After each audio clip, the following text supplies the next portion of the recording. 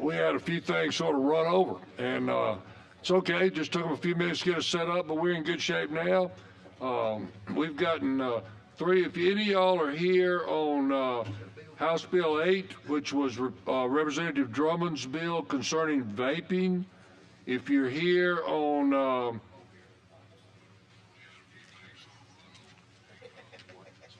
Senate Bill 156, which is Senator Barfoot's bill about habitual offender resentencing, or Senate's Bill 82, which is Senator Orr's bill concerning recall of certain warrants. Those three bills are being carried over to next week. So I just want you to know that if you're here on any of those three will not be taken up this week. Okay? Let's call the roll, please, ma'am. Hill. Here. Wadsworth. England. Almond. Bedsole. Brinyard. Chestnut. Faulkner. Here. McClammy. Pettis. Here. Robbins. Simpson. Here. Starnes. Stringer. Tillman. We have a quorum. We got a quorum. Okay. First bill we've got today is House Bill 450, Representative Underwood. Come on up, sir. I'm glad that you're prepared and ready to go. It's been a day of it. It's been a day. It is. I understand. Thank you, Mr. Chairman, for the recognition. This is HB 450, and it's it has the basics of this. Currently, any judge serving after reaching age 70 is required to retire, and I'm proposing to move that number to 75. This is a constitutional amendment. Yes, sir. Constitutional amendment. Does anybody have any questions? Mr. Chairman? Yes, sir, please. Was it not, didn't it used to be 75? No, sir.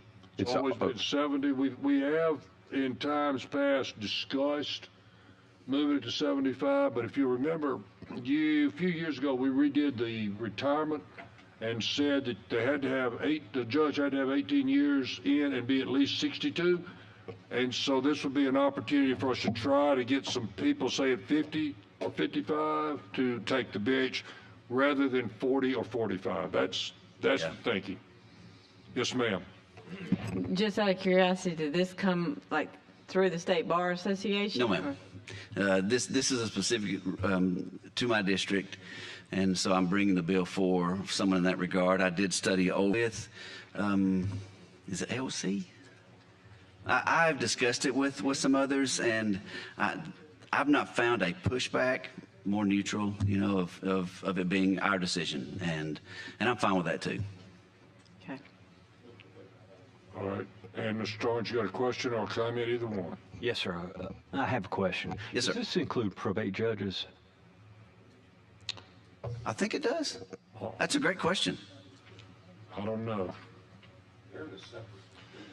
They're in a separate retirement system, Mr. Starnes, so I'll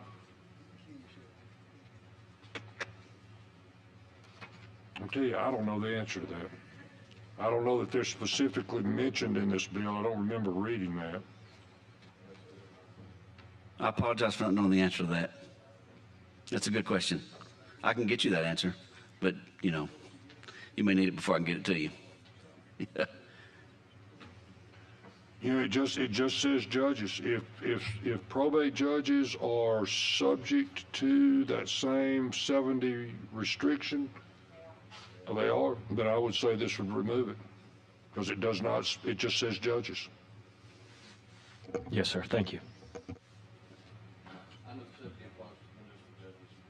Does it? Okay. So that. All right. I didn't realize that. Thank you. So as long as they're part of Section 155, all kinds of stuff here, and all of which is beneficial. You know. All right. I've got a motion for a favorable report. Do I hear a second? Thank you. I got a motion, a second for a favorable report. Are there any other discussions concerning this? All in favor, please say aye. Oh, yes, I'm sorry. Ms. McClammy. Do you think we need to specify this includes all judges somewhere in here, or do y'all think it's self-explanatory? It just says judicial office, so I would assume, like I said, it does not. What it does not do is specify either district, circuit, or appellate level. So the way I would read this would be that it applies to all of the judges throughout this state, irrespective of their position. Okay. It would just terminate it. Right now, you can't be sworn in after you reach 70. This would say you can't be sworn in after you reach 75. Correct.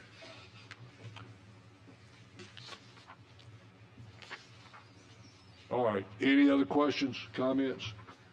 I have one more question. Yes, ma'am, please. You just made the statement you can't be sworn in after 75, but isn't it that they have to retire at 70 right now? No, ma'am. If they're sworn in at 68, and it's a 6-year term, and our judges are a 6-year term, they can serve right now until they reach the age of 74. What they could not do is get elected and then the swearing in process be after the point in time that they reach 70, because you can't take office after 70. You can serve, but you cannot take the office after 70. You could serve until that term expired, which now could be as late as 75, but you could not take it, say, at age 70. Okay, I just know some people that retire around their birthday, so. Ma'am? I just know some people that kind of retire around their birthday, so that's why I was. And they may have. Nothing would preclude that, if they had the age and the time. All right, all in favor of a favorable report, please say aye. Aye. Any opposed? No. All right, you get a favorable report? Thank you, sir. Thanks, sir. Thank you, committee. Senator Melson, you want to talk about SB 194? Yes, sir. Thank you, Mr. Chairman. This bill is just a cleanup bill on a previous bill a few years back. And when we got into the process of developing at our Ag Center, there were some issues like a easement to a road that was moving through the property. So this allows it just to be moved. The easement could be through eminent domain, be taken and then moved over and allowed the person to still have access, but the road would be moved. Also, like an entrance, there's a sign right in the middle of where the road should go, and this allows us to move the sign without going through major legal process if you can't come to agreement. And then the last cleanup, we had worked it out with finance on as far as the tax collection, how it would be if you own the property, goes back to the Ag Authority. However, on lodging tax, they said we just needed to clarify that it was also pertained to lodging tax, not just sales tax. Thanks, Senator Melson. Appreciate it. Any questions for Senator Melson? We got a motion for a favorable report. Is there Question. Oh, okay, Mr. Faulkner. Senator, you give me an example of the last part of that you said about the lodging tax. If you own give me an example of how that would work. Well, if you own the hotel, you already kept the sales tax. Now you would also keep the lodging tax. It was in limbo as far as the wording in the original bill, how the lodging tax would go. Now it goes back into the property. And so who are we talking about owning the hotel? The Ag Authority has to own it to collect it. Okay. So let's say if you went in with Marriott, you may build a hotel with the Ag Authority might, then they might hire somebody else to manage it, like RSA, whoever. You understand now. I'll second the motion. Okay. Sorry for the delay. No, it's all right, Mr. Faulkner. Thank you for the question. Are there any further questions? Seeing none, all in favor of favorable report, please say aye. Aye. Any opposed? Senator, thank you a lot. You got a favorable report. We appreciate it. Thank you, Mr. Chairman and committee. Okay, Representative Yarbrough, House Bill 7. Ma'am. Thank you, Mr. Chairman and members of the committee, for your time today. You have before you HB 7. I brought my laptop up because I realized I had printed off a little bit of an outdated version, so I have the newest one on the laptop. But it's known as the Lake and Raleigh Act. And so in a nutshell, this bill was introduced last session. It was passed out. It was a little bit later in session, so it was passed out of a separate committee last year after a public hearing, came back this year through that same committee. And then, of course, we had a public hearing here the last time before the break. This is known as the Lake and Raleigh Act. And so in a nutshell, this bill, we've worked also with ALEA, sheriffs, chiefs of police, and others as well, And the concept here is that this bill would allow state and local law enforcement to enter into an MOU with the federal government in order to enforce existing immigration laws. So there's no new laws added. It simply allows that partnership to take place, just to address safety in our communities. I know there's Representative Robbins has a small amendment at some time here. All right, go ahead. With that, I'd like to introduce. Is there a sub bill? Is there a sub? Yeah, that's what we're on. Okay, then before we start on the amendments, I will entertain a motion to adopt the sub. Thank you. All right, is there any question about this? All right, seeing none, all in favor of adopting the sub, please say aye. Aye. Thank you. All right, so your sub's adopted, and what you were explaining was the sub, right? Yes, sir, that's Okay, correct. thanks. I appreciate that. Go Yes, ahead, Mr. Robbins.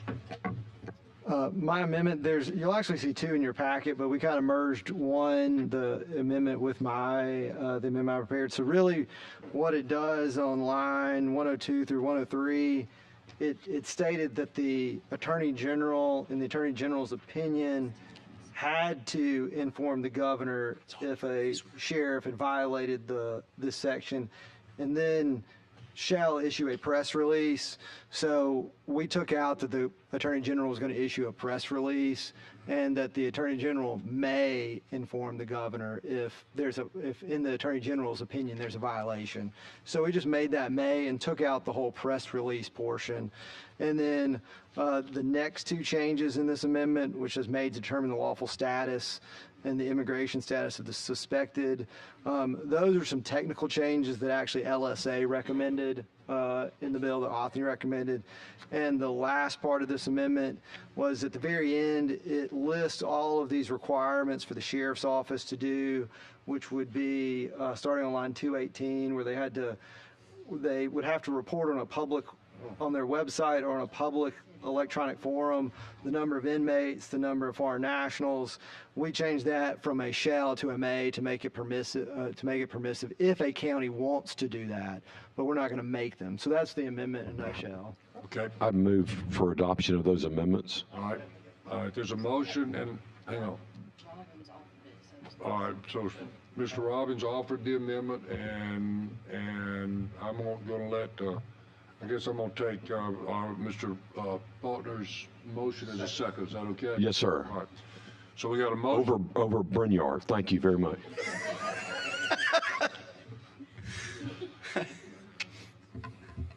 Okay. Thank y'all. Any questions about the amendment?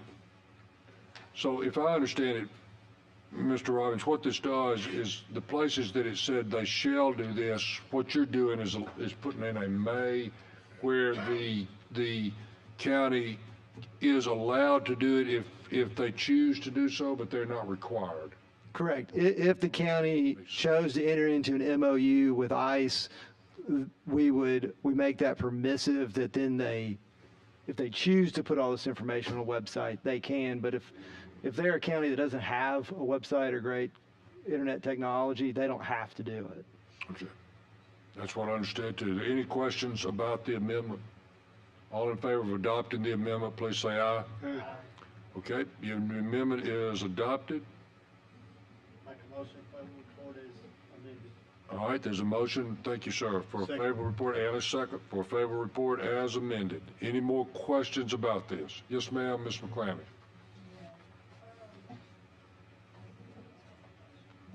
You turn on your.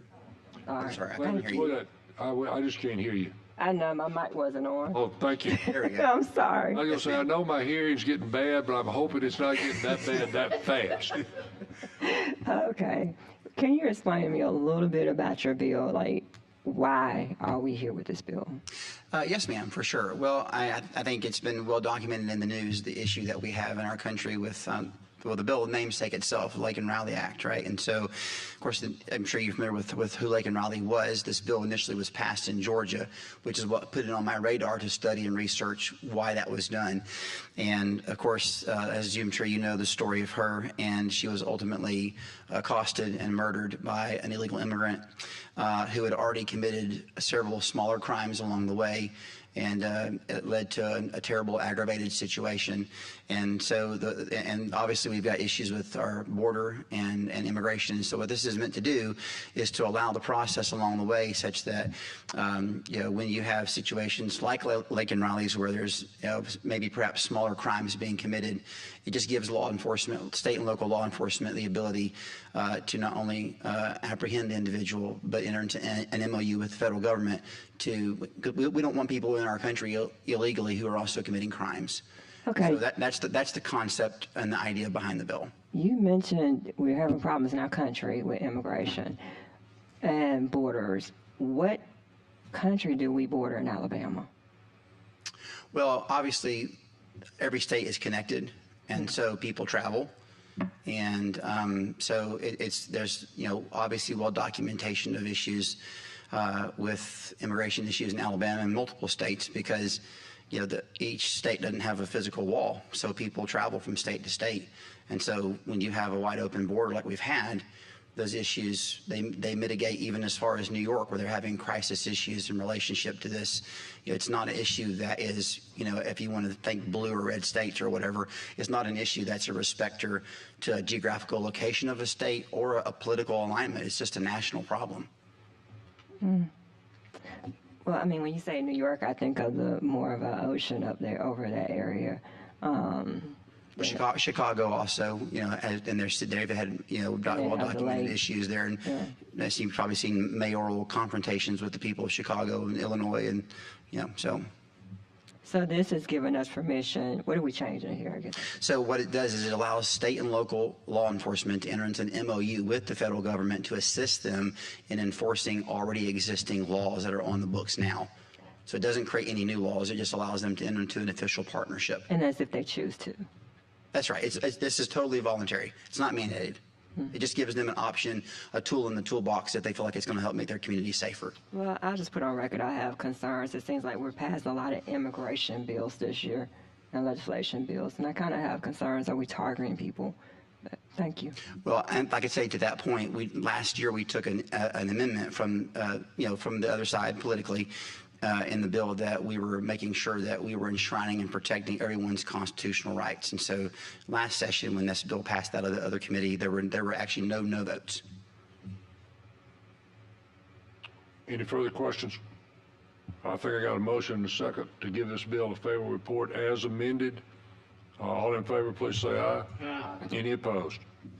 All right. Thank you, sir. You get a favorable report as amended. We appreciate you. Thank you, members of the committee. Representative Rigsby, you here? Okay. Good afternoon. Thank you, Mr. Chairman, members of the committee. I have before you today HB 380. If you have read this bill, you may be thinking to yourself, what in the world is Rigsby bringing today? If you are familiar with science fiction and you see cloning take effect, I think of the Clone Wars and Star Wars and the vast majority of a single entity that was cloned, you think, well, that's just science fiction. Unfortunately, I have to have a conversation with you today to say that we're not far from that these days. In 1996, scientists were successful in cloning Dolly the sheep. And so we're not far from that. Since then, we've cloned horses, cows, dogs, cats, and monkeys. And my issue here today is for the safety and the integrity of life and the valuing of life. I do not want life to become a commodification. And so what HB 380 does is just basically put some guardrails around the science that's quickly advancing so that we do continue to value life and not allow a bunch of little Phillips running around here, which can cause a lot of moral and ethical issues. One example would be if we allowed cloning and one of the clones committed a crime because they are genetically identical, there would be no way to tell which of those people did the crime. So that's just one example of an ethical issue that could come up in the face of cloning. So with that, I'll be quiet and answer any questions you may have. And we do have an amendment as well. Ms. Sullivan, do you have the amendment? I do have the amendment. It's kind of long. The gist of it's on the back side. Do you want me to just get to the back, or do you want me to read the whole thing? Just talk to us about what it is.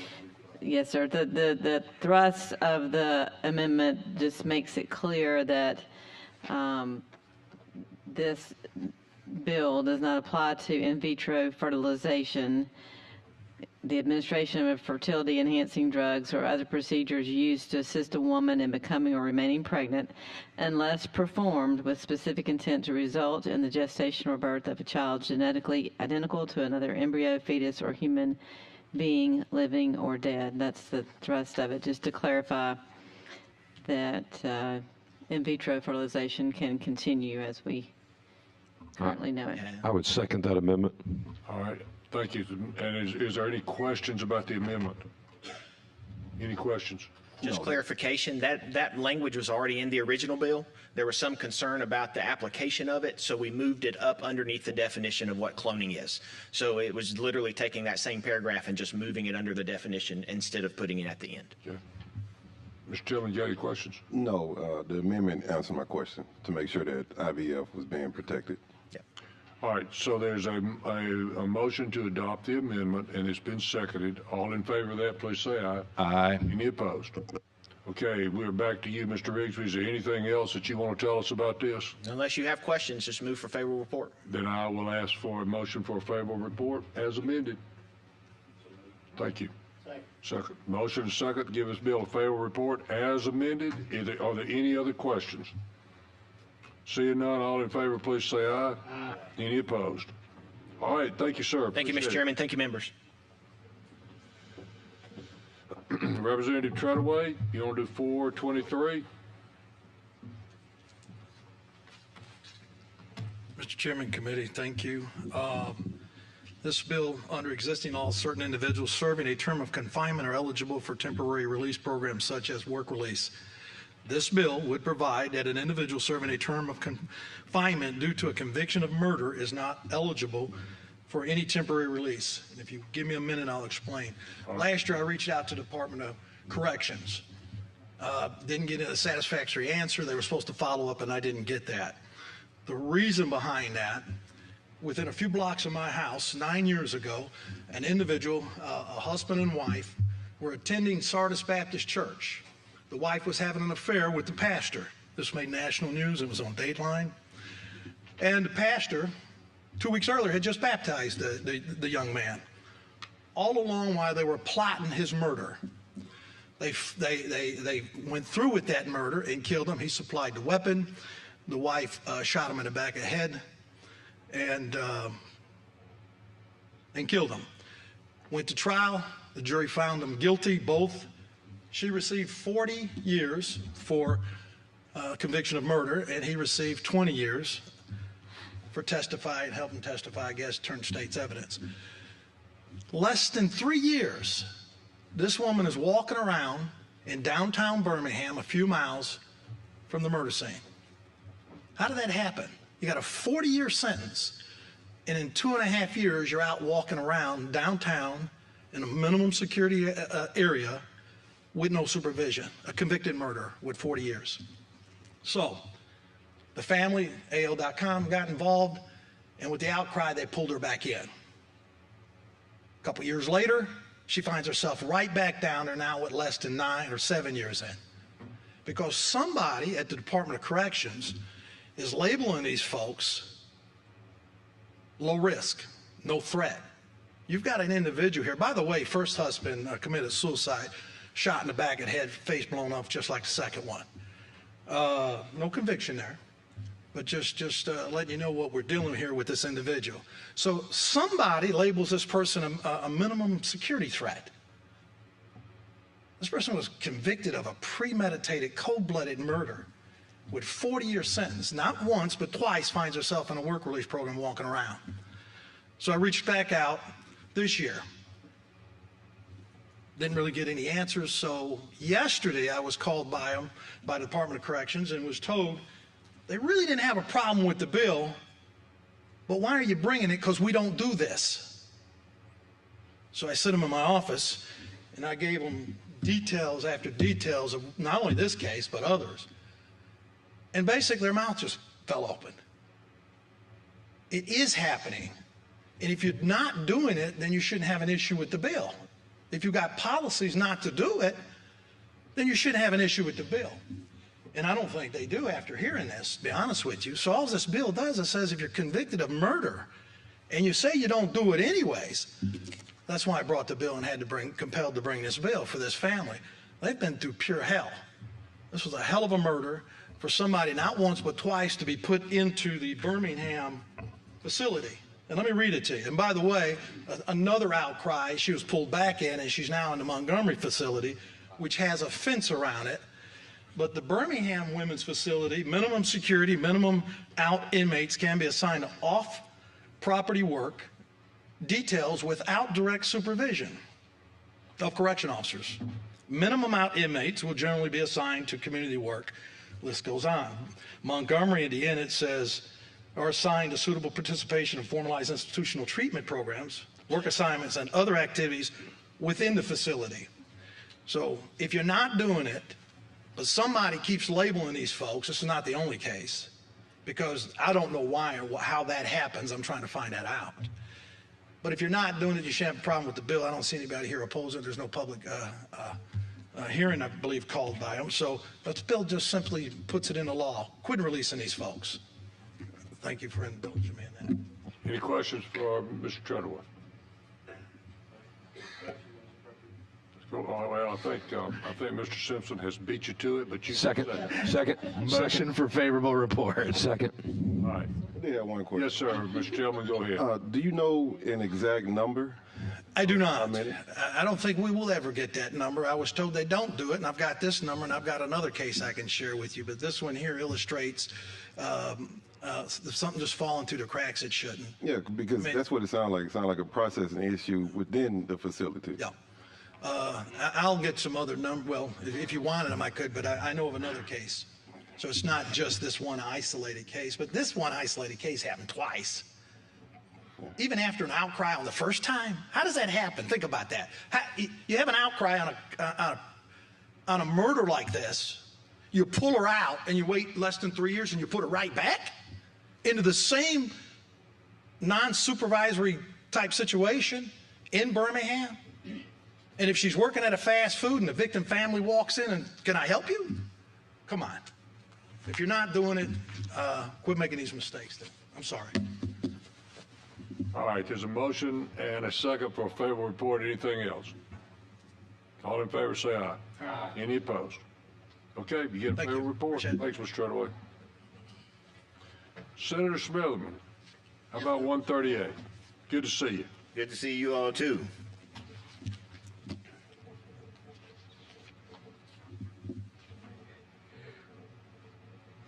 Go ahead, please, sir.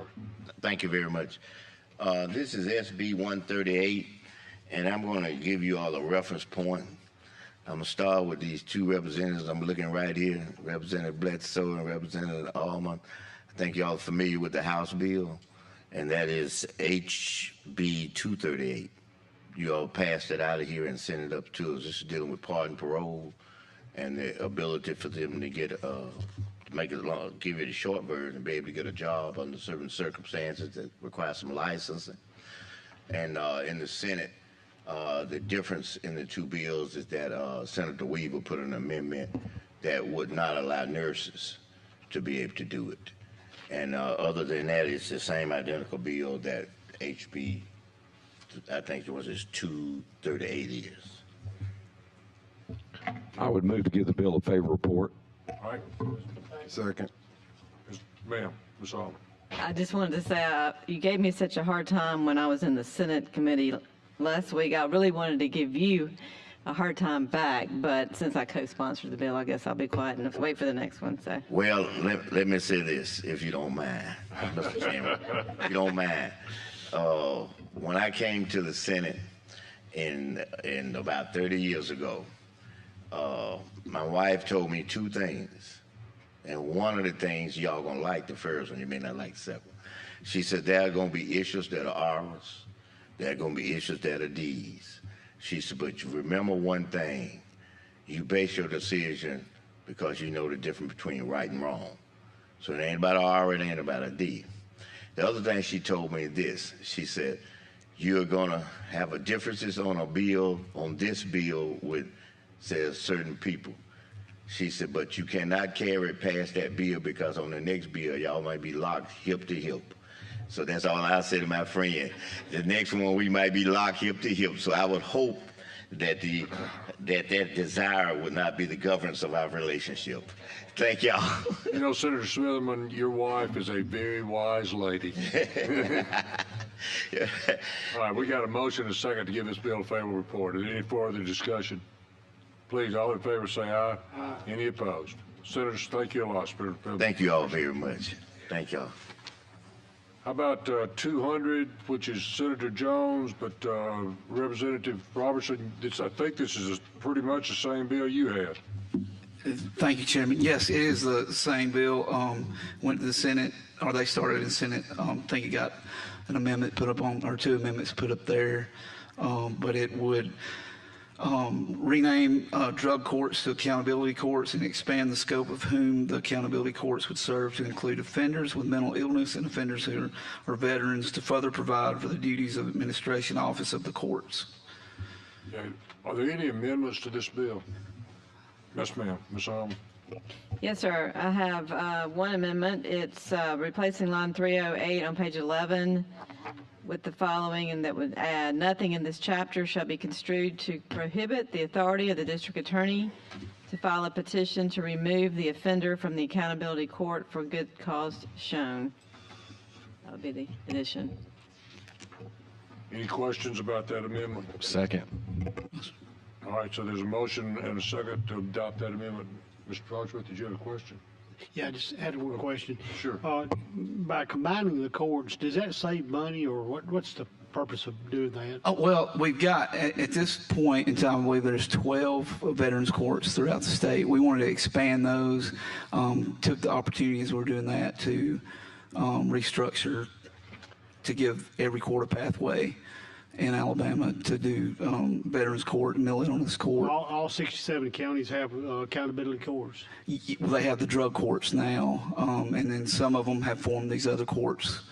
Through that, this would allow it to be better, okay, more efficient across the state. I appreciate it. Yes, sir.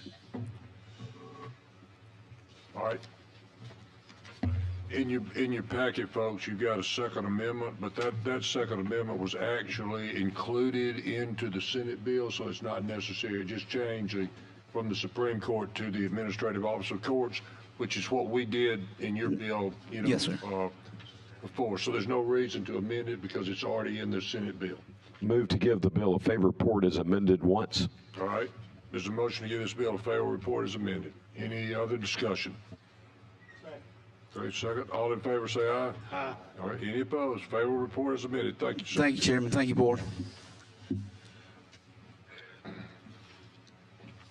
The next bill is 133.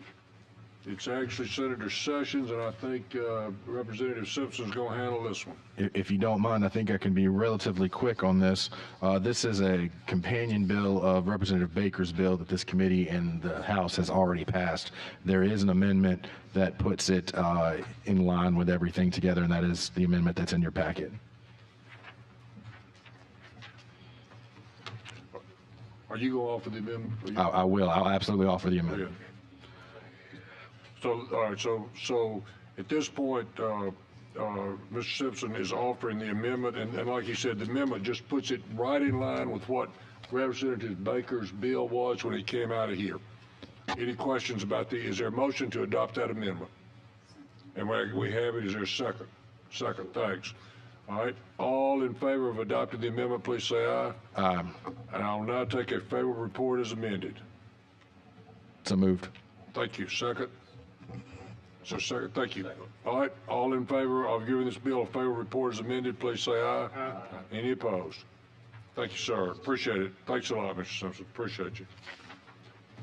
All right, Mr. Stringer. HB 410. I swear I thought I saw Stringer. He was here. Do we need to? Well, by all means, let's text him to come back. And while we're so doing, Mr. Robbins, we'll just flip over to 449.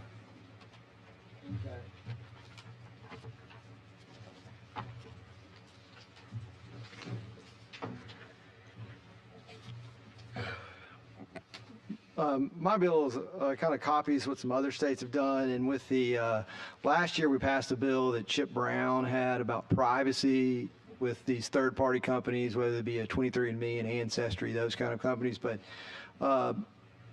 really, what this does is create a criminal penalty if you were to access and use someone's their genome without their permission.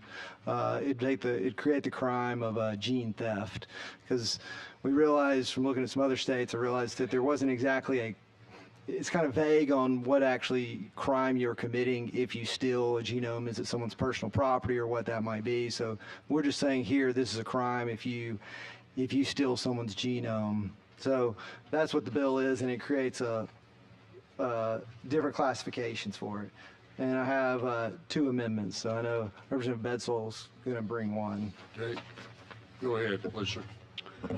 Yes, sir. First, part of this amendment, lines 95 through 96 on page 4. First thing there is we just have a clarification of the definition and term of law enforcement, just kind of mirrors it up or marries it up with current definitions already in statute.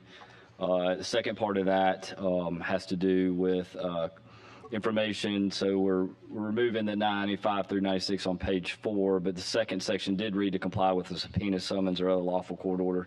It now read collected, obtained, or as presented as evidence in a criminal investigation or criminal court hearing, presented to a grand jury or presented as evidence. This is just to clear up procedurally how that could be used or not used in the case.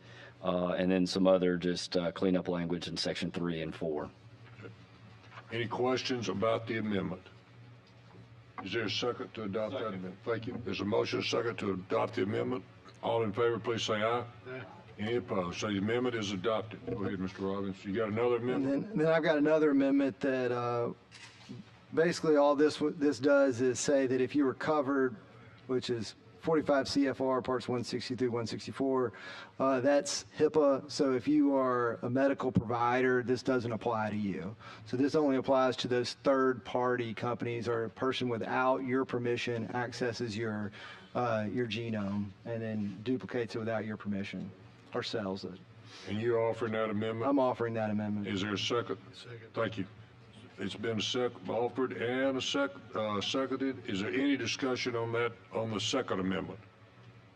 Then all in favor of adopting that second amendment, please say aye. Aye. Any opposed? All right, Mr. Robbins, we're back to you with your bill as amended twice. So are there any questions with the bill amended twice? If not, I'll move for a favorable report if I can. Second. All right. Motion and second to give this bill a favorable report as amended twice. All in favor, please say aye. Aye. Any opposed? Favorable report as amended twice. Thank you, sir. Yeah. Okay, well, we'll wait for a minute. Stringer's on his way. We'll give him a minute. Almost feel bad about getting through in 40 minutes anyway. We usually take longer than that. And we might have if we'd had the other 3 bills today. So.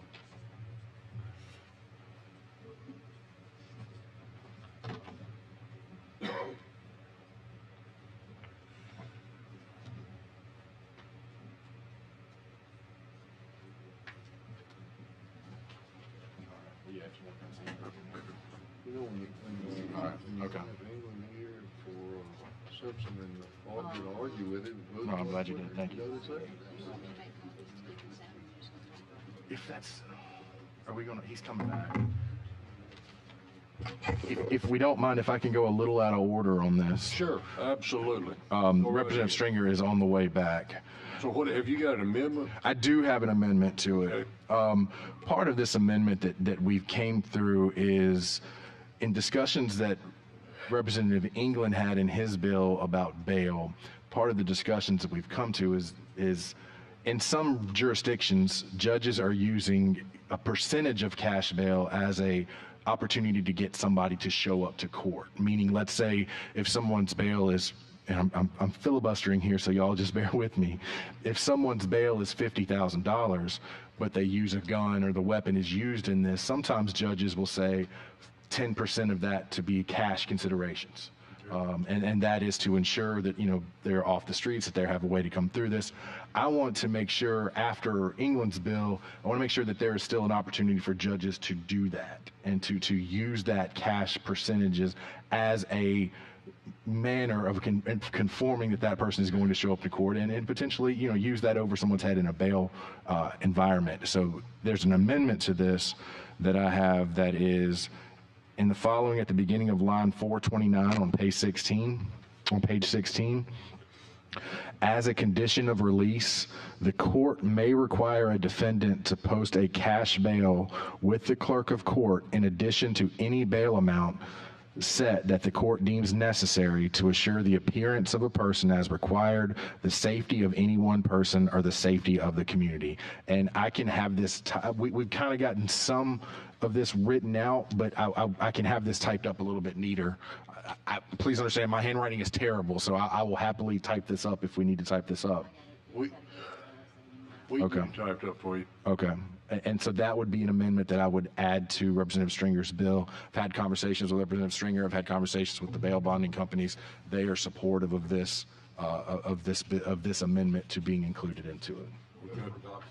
All right, so there's a motion to, Mr. Simpson offers the amendment. Mr. Partner, you second?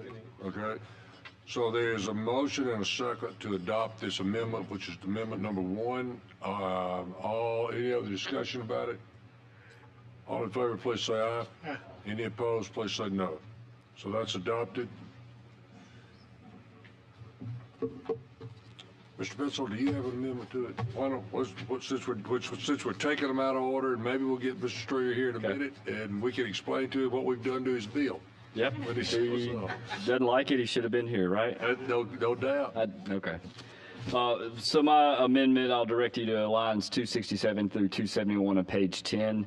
There's some wording there. Basically, if the bail bond fees on bail bonds that have not been attempted to be collected from the court or district attorney after 1 year, they just will be considered not collectible and won't be considered for collection. We're just simply striking that language. Think there will be a danger there in that. So those bail bond fees will always be there so they can be collected by the courts. Okay. Okay, I understand that. Any questions about that? Second. All right, there's a motion and a second to adopt Amendment 2. All in favor, say aye. Aye. Just out of curiosity, Mr. Bessel, do you understand the rest of this bill enough to talk about it? No, sir. Okay, me either. Mr. Simpson, do you?